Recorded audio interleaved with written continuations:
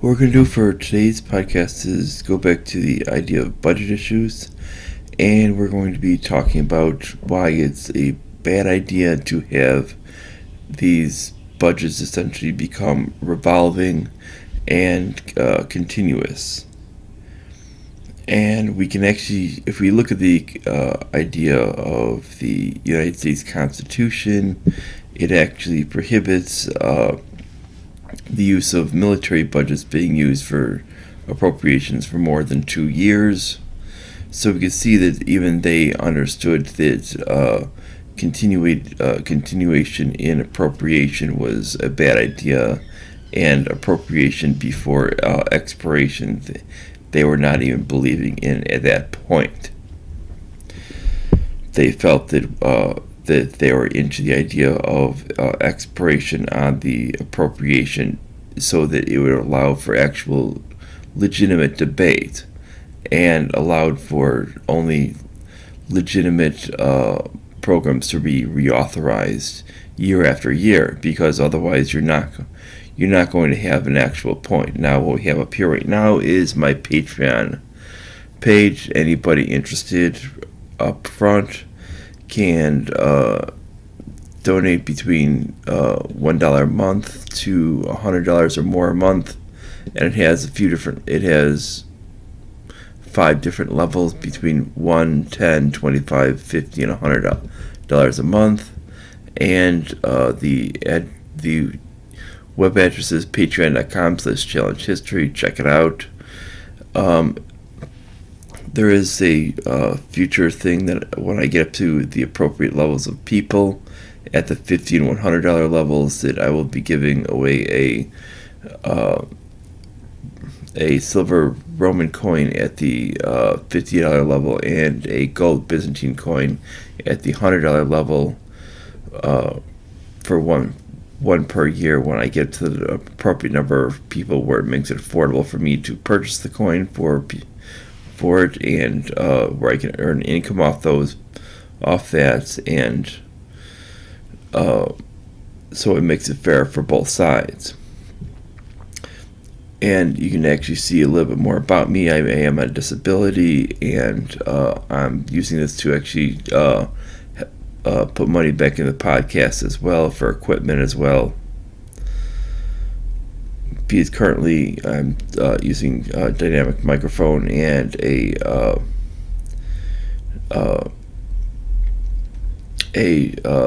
small format mixer. I would eventually want to raise up to a larger format mixer for the or at least a what it called more better function small format mixer. Actually, what I'm saying for the mixing, and I would like to eventually be able to use this so I can keep up with technology for personal computers and stuff like that I would need, and obviously upgrade in microphone to get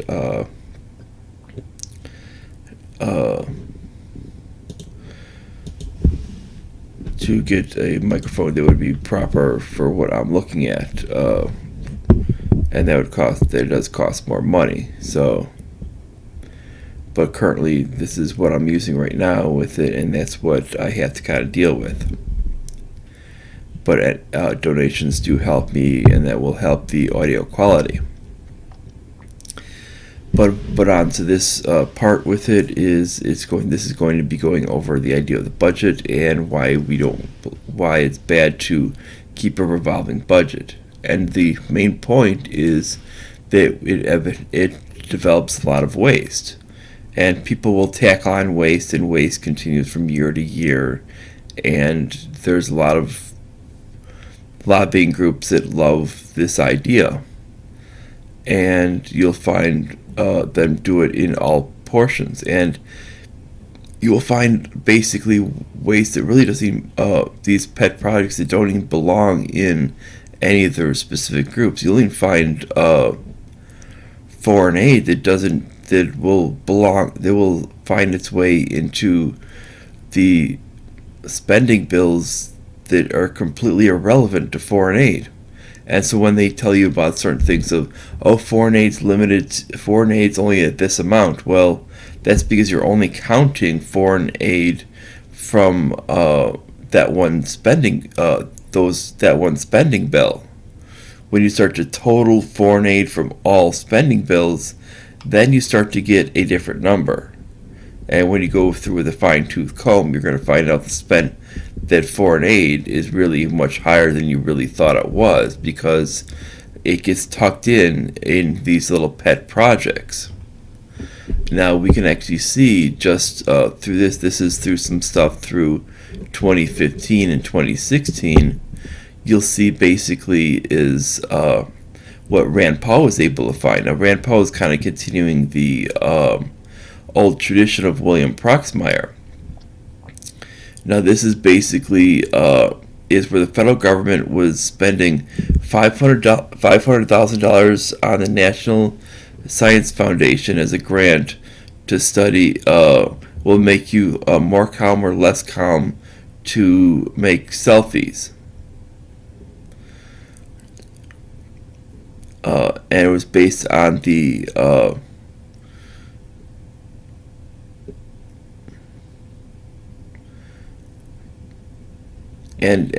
basically they were doing that, and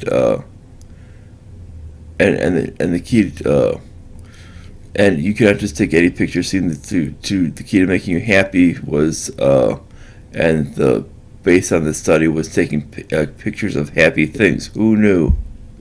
And basically this is basically what it found, and it was, and right there, a waste of $500,000 is someone, if they wanted to actually make the if they wanted to if this is for selfies through pictures and all of these other things, and this was basically a waste of money that they could have actually taken that money and not wasted it all, not given it out. And this is what happens when we have these pet projects.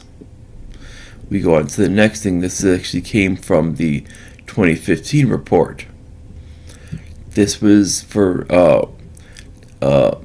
One TV, which is a for-profit Afghan television station, roughly $350,000 to support the development of a national cricket league, principally for a tournament in Afghan. Now, frankly, we should not be in the business of television production in foreign nations. This is not our business whatsoever. Now, beyond this, it includes training for Afghans in the production for professional sports, specifically cricket. At this time, the grant was up to $500,000 with the option of 1-year extension. And then that also to provide an outlet for young men to be susceptible to extremism, at-risk use, mostly to watch TV, which may be hard considering that 0.003% of the population have TVs. Might be a little bit difficult since this is a complete and utter waste of money. Between $350,000 to $500,000 basically wasted on this thing. And if we keep going down, this is from 2016. Department of Defense failed to attempt to establish an Afghan equivalent to the Army Corps of Engineers, losing $29 billion in heavy equipment in the process. This should basically be, I mean, laughable as is with it. This is just the complete and utter incompetence. What happens with big government? What happens when you when you don't take care of these things, and why the Department of Defense is overbloated, and why they should not be guaranteed any money, any extra money year to year, because they can't take care of what you give them. What makes this disturbing is the Department of Defense delivered 1,400 pieces of equipment at the cost of $29 million to the Afghan Central Supply Depot, a central warehousing arm of the ANA, for the delivery to the NEB. However, little of it made to the NEB. So how did the heavy equipment like cranes, semi-trucks purchased with your tax dollars disappear? No one knows.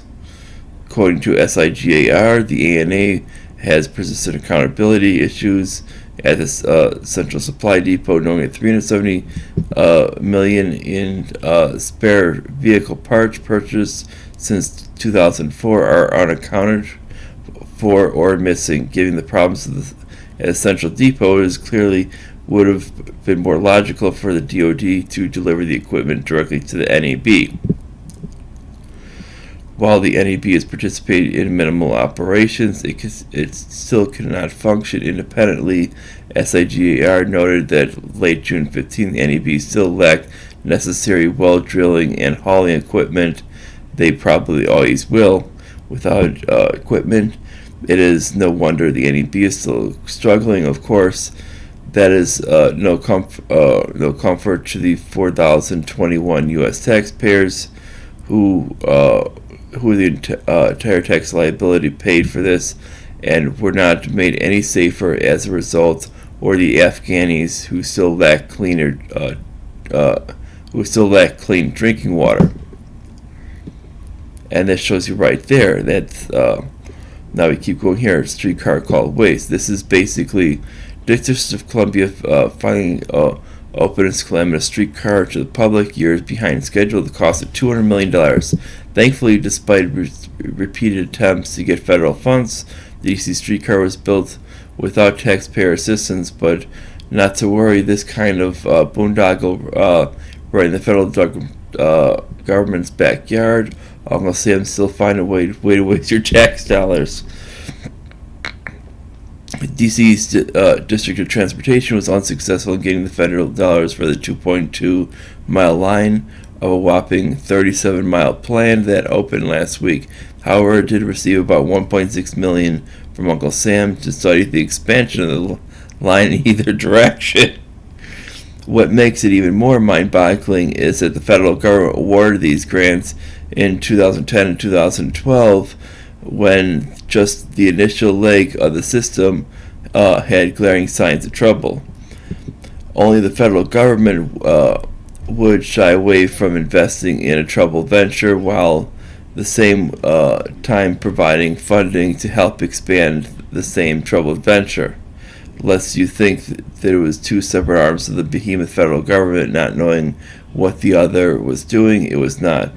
The same U.S. Department of Transportation said no on one hand, was cutting checks with the other. While the streetcars are the current transportation fad, one must wonder why D.C. needs one in the first place. Some cities lack rail transit systems, have turned into streetcars, but D.C. streetcar overlays an existing subway system, the Metro, which boasts approximately 40 stops within the district's boundaries. The Metro goes on to service Virginia and Maryland. Yeah, I mean, this shows you right there is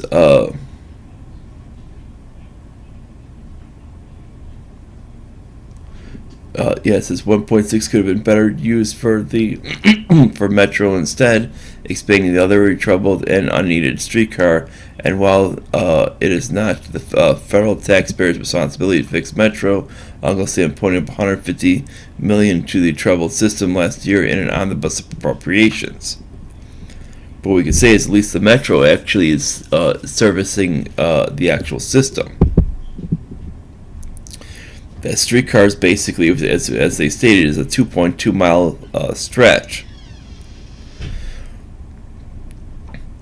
Here's another one that actually became very popular. Was in one step was basically when Neil Armstrong set foot on the moon. They basically wanted to see if he said one step for man, one giant leap for mankind, or did he say, or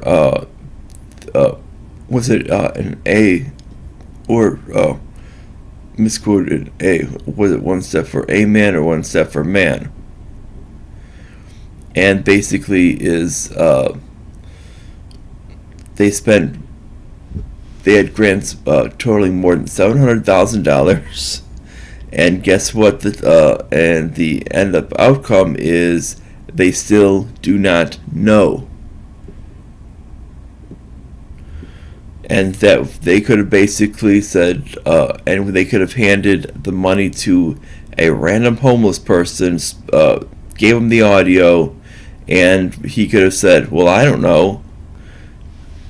And that it would have been better served, or do a group of homeless people, and the money would have been much better served that way, if we're going to actually give it out like that. National Parks Service X-Files project. Honestly, we did not make this one up. We did find this one in the Onion, but someone must have gotten really excited about Fox's reboot of the X-Files, because National Park Service is spending $150,000 of taxpayer money to investigate supernatural products and events in Alaska. And for those who don't know with it is, guess what? There's actually a lot of private money in investigating supernatural events. So we do not need, and by this way, this same Park Service reports almost $12 billion maintenance backlog. So basically, we're talking that we already know that when it comes and when it comes down to as supernatural as little people, unexplained light, sea monsters, invisible seabirds, animals with transformative powers, a variety of other non-human persons, landscape features with special powers, and other similar phenomena defined by participants. So basically what they were talking about with that is this is a $150,000 grant wasted that could have essentially most likely gone to pay down the debt or go for something completely else. That in pretty much every case that we know that private enterprise actually pays for this stuff because there's a lot of money in it. We know it's a $1 billion+ industry that pays for research in it. This is one for 2015. According to California Senate Office on Oversight and Outcomes, over at least 6-year period, Los Angeles Unified School District diverted more than $150 million of federal school lunch program funding to other uses, including buying lawn sprinklers and paying salaries at the district television station. And they said it did not stop. In January 2009, a LAUSD press release carried a headline, "Cafeteria Fund Cash Flow May Leave the Neediest LAUSD Students Hungry," advocating for interested funds. Really said Superintendent Cortines has directed a comprehensive legislative and media initiative to ensure that the state decision makers and public understand the consequences of the compromised meal program would have on our students' ability to learn.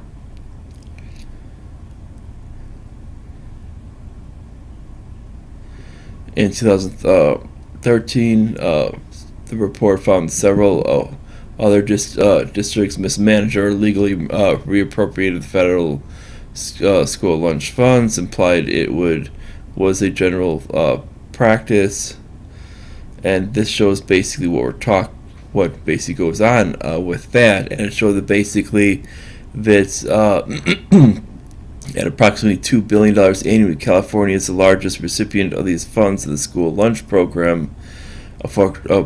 Unfortunately, upon assuming the office late last year, California Senate President Kevin De Leon, who represents the portions of Los Angeles, discontinued CSOOO, which means basically can't serve the people properly with it. But we have a system that it could have served kids properly, but it was being abused. And they wanted to get rid of it, so basically to end this whole system of abuse, because they felt what it called, even though it could have actually served people legitimately, instead of the whole systems across the state of California, for one instance, actually abusing it. And instead of abusing, they could have actually done good.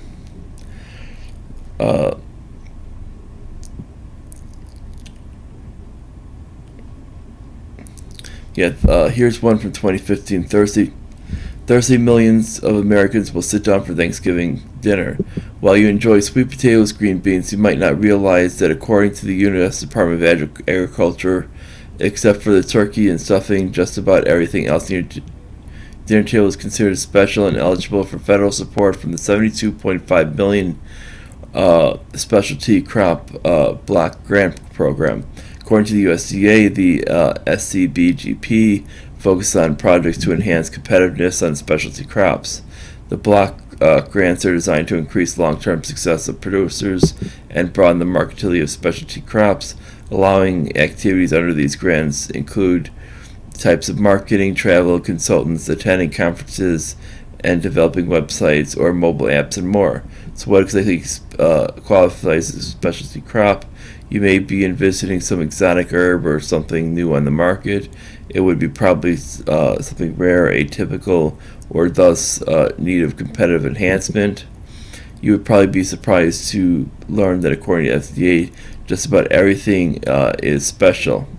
In fact, USDA Secretary Tom Vilsack said in his April 2014 blog post, specialty crops make up the bulk of what we eat. All the fruits, vegetables, nut trees, dried fruits, as well as cut flowers, nursery crops. It seems when Congress created this program, the definition of specialty was wide enough that you could drive a truck through it, and a big truck. But the bulk of what we eat, yes, lists over 300 specialty crops and 36 non-qualified crops. So what exactly is that list? Here's a sampling. Apples, strawberries, raspberries, blueberries, blackberries, peaches, sweet corn, potatoes, green beans, peas, all varieties. Broccoli, grapes, almonds, pears, cherries, carrots, Brussels sprouts. Yuck. These are hardly new and unheard of crops. USDA posted deputy administrators to say that one specialty crop, whether fresh, frozen, or pureed, the blueberry, has long been a staple of diets of many people. Specialty staple, who knew? Even more weird is quinoa, which is on the non-qualified list of crops. Oh, and it's not just food. Turf grass, which is sod, makes the cuts. So if you do live Christmas trees, future waste report maybe. So even after Thanksgiving dinner is over, your pocketbook is not safe for tax dollars. May be gone to support the football field you see on the TV, and the tree your family cuts down at the local you cut place. Doesn't this make you feel special? So it shows you. Now we can keep going down this list. I mean, and we can actually see this. But what it comes down to is you're going to probably ask yourself is what is the legitimate reason of all of these programs? I mean, we can keep going down to all of this waste. I mean, he reports this stuff each year. Now, when we go out to what does this mean with, well, the fact is when we approach our debt, we'll look at the U.S. debt clock. We're over $22.127 trillion. Basically, what this means annually is we're actually adding about between $500 billion and $1 trillion a year to our national debt. What this actually means is that our national debt is essentially growing at the rate of what there's a lot of other countries have for their total accumulated debt. you look at our minimum on average accumulated debt per year, which would be about $500 billion, and that's what the Philippines has for their actual total accumulated debt in the history of their country. Now, this should be very, very shocking, because the fact is we're actually at a problem where we shouldn't be having that much. We shouldn't have that much of this whole problem, and when we see what the with what we're spending, with what we have on our in our budget, what's happening is the reason why it's growing is for a couple of reasons. Number one is they're being able to add on these pet projects, which are, as we've seen, quite ridiculous. Number two is you will find that a lot of the things on the budgets that are discretionary budgets that go and do that Congress votes on, what happens is, because what they'll do is they will basically not debate that, is this becomes a factor of where we do not have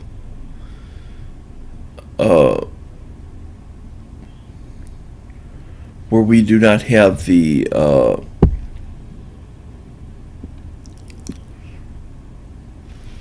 where basically what's happening is we do not have the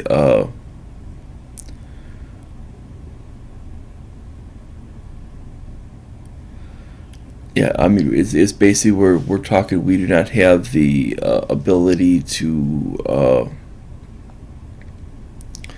create a system to where we're actually dealing with our actual debt. And the reason why is because it's how we're handling it. Basically, what you have is a very, very simple system. Is you have on your in your different programs of your thing, you have basically, you need to let these things expire. The reason why is because what's going to happen on each of those in each of those programs is that you're going to have a lot of things on there that just do not make any sense. And on each side, they're going to essentially disagree with a lot of things that are on there. Now, the way to handle this is very simple. What you want to do is you want to cut out as much possible. So what you do is, it's better to get the most limited government. You want to make sure you have both sides say, we want that out, we want this out. You don't want them to come together in a bipartisan way to agree to keep more in. You want them to come into a bipartisan way to pull more out.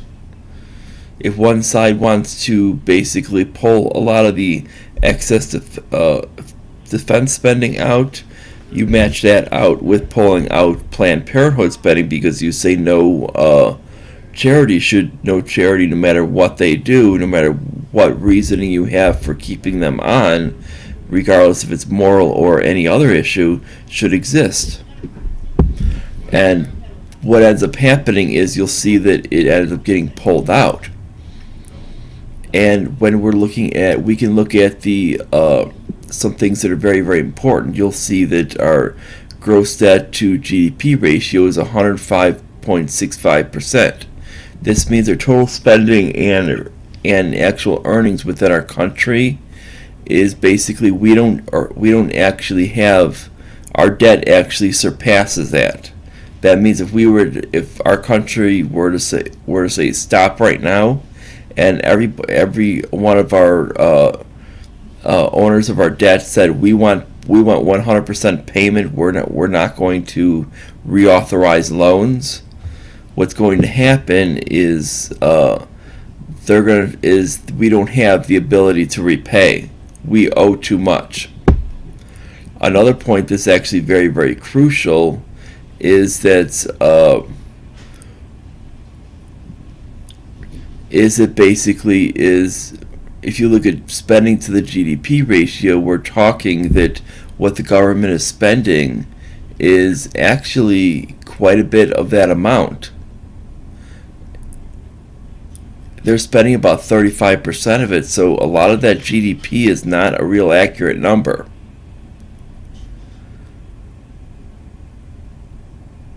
This includes a lot of the, and GDP includes a lot of both the profits and incomes as well as the actual spending. So we're talking a lot of that money, and that's the GDP includes the government. So we're talking a lot of that goes into it. So that's actually a very, very bad number. That number should be a lot lower. And then when we see these things, it's basically we can see that the tax revenue is not going to cover it, because we can see in percentages, we can see that our percentage is basically very, very bad, even though it's been worse in the past, because under Obama we had in 2010 we had a 9.511% basically debts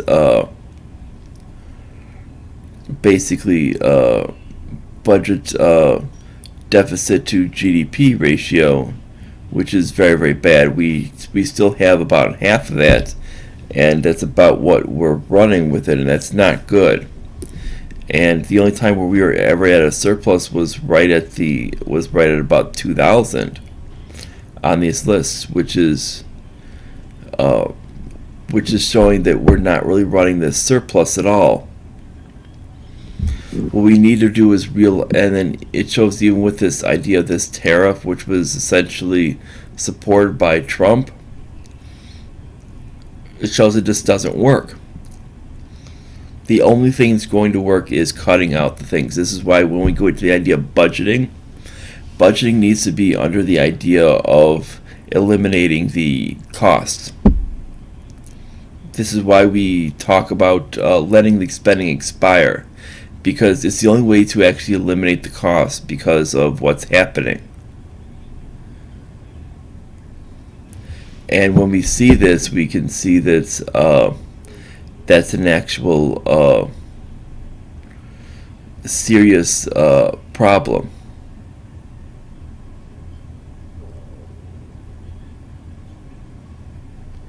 And that could actually be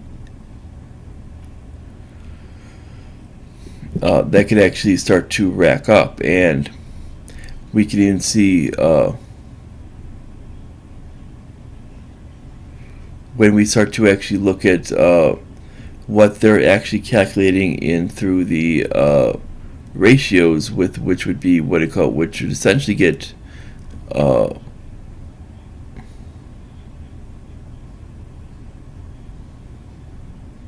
which would be the year-over-year increase per ounce with it, which would give more of an actual validation of the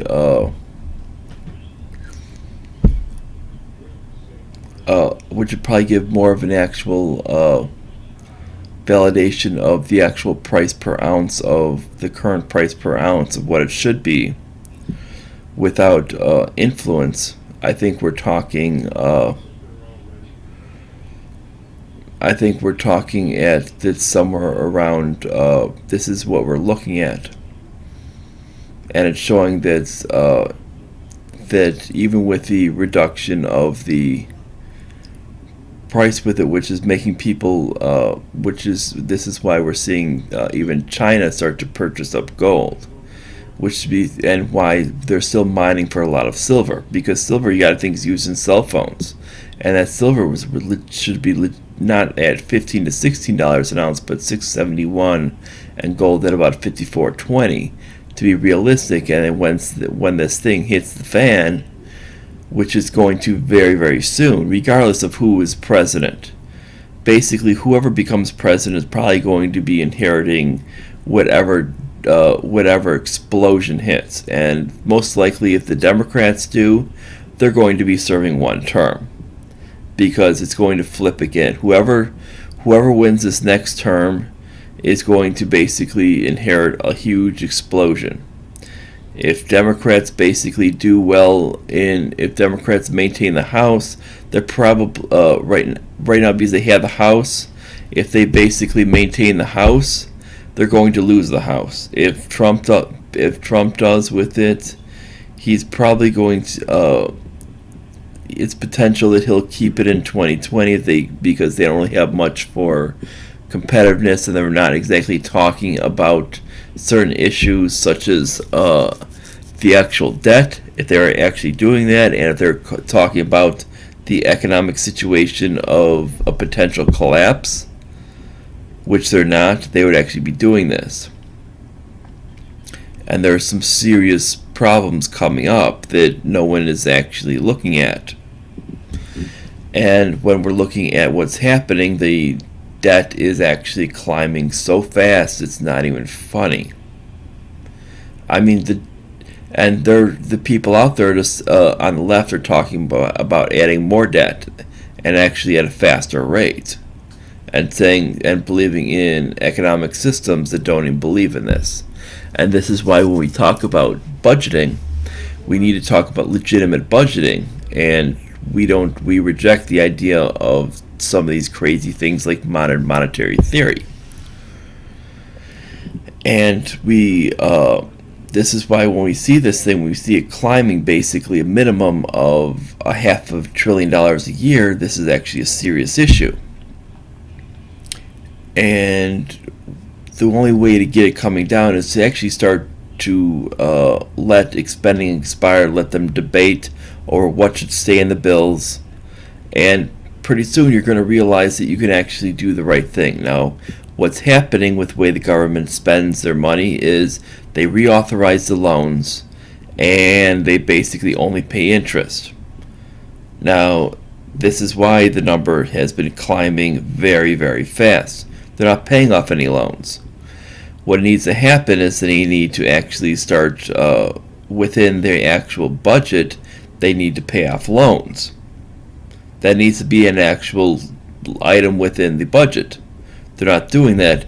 They're wasting money on defense, on other things. Even if you just basically say, we're just going to basically, let's say we get rid of Department of Energy, Department of Education. We're going to basically take this. We're going to reduce our defense down to just to defend our nation, which is about 250 billion. We're going to take that money. We're actually going to take it so we can actually not go above go into debt. We're going to basically do that so we ensure we're not going into debt, and then we're basically going to take that money from those two departments that we eliminate, and we're basically going to take all of that money, and we're basically going to take it to buy off loans. Now, what this will do is this will ensure that that interest you're paying, which you will see that probably somewhere on this, with I'm probably not seeing it, but there's going to be an interest number on here, and it'll be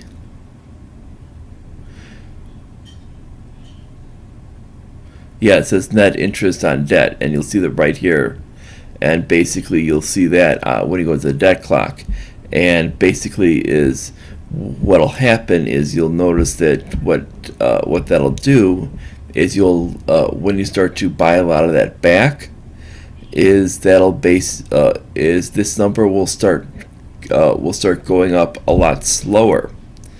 Is the actual interest on the debt goes up a lot lower.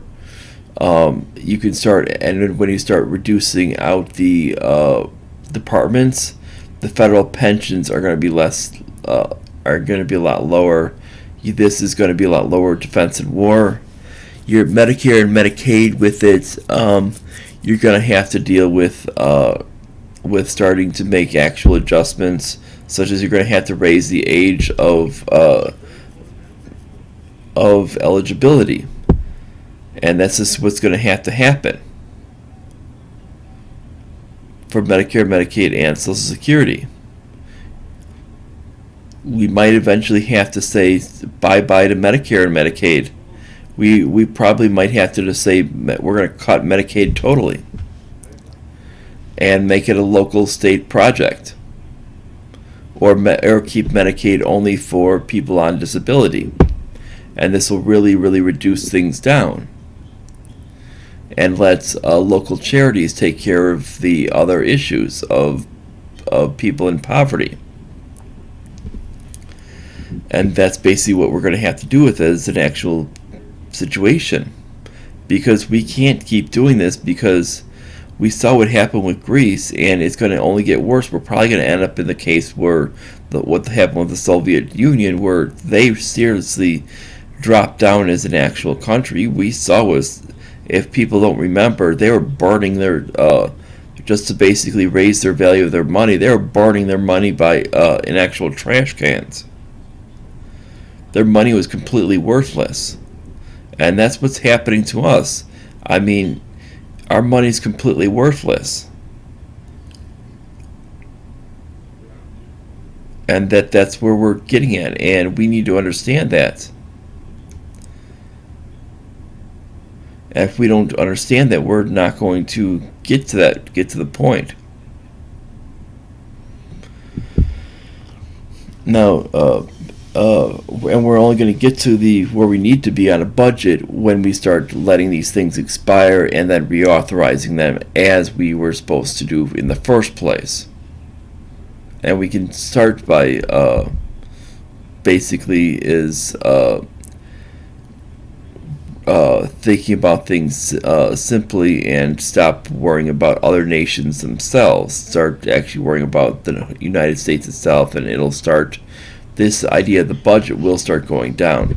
Now, if you like this idea of the post, or I should say podcast, like, subscribe, click the notification bell, make sure that you share it all around. Check out my Patreon page and share it to any, try to donate. If not, share it to someone else who will. And I will try to post this before my nightly live stream. That's about it, and see you guys later.